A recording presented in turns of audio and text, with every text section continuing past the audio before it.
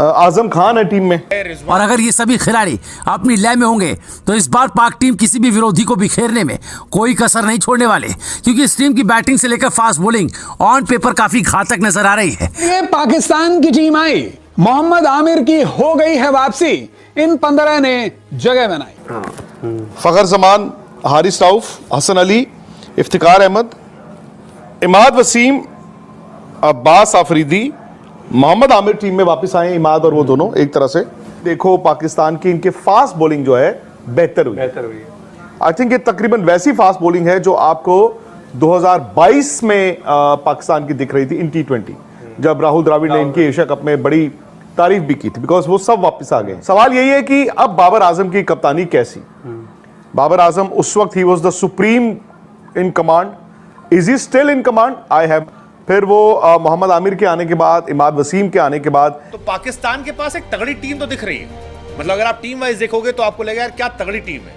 एक ऐसी टीम जिसमें फखर जमान और आपके ओवरऑल रिकॉर्ड, मोमेंटम। पाकिस्तान ने वर्ल्ड कप का स्क्वाड नहीं दिया है, बट आपको पता है कि लगभग जो उनका स्क्वाड अभी आया है उसमें एक दो प्लेयर इंजर्ड चल रहे हैं, उनका बस देखना है, बाकी वो कर ही देंगे। और बाबर की टीम जाएगी।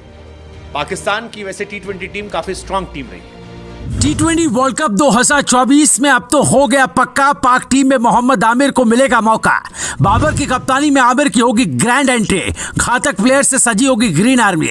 हम बताएंगे कैसी होगी बाबर की सेना। क्रिकेट के महारण में विरोधियों के लिए अब मुश्किल होगा बचना। फटाफट क्रिकेट के महाकुंभ का आगाज 1 जून से होगा। इस बीच सभी टीमों ने अपनी कमर कसनी शुरू कर दी है। इसी कड़ी में पाकिस्तान टीम भी अपने घातक लड़ाके जमा कर चुकी है। पाकिस्तान लाइव के मुअज़्ज़िज़ नाज़रीन, अस्सलामु अलैकुम।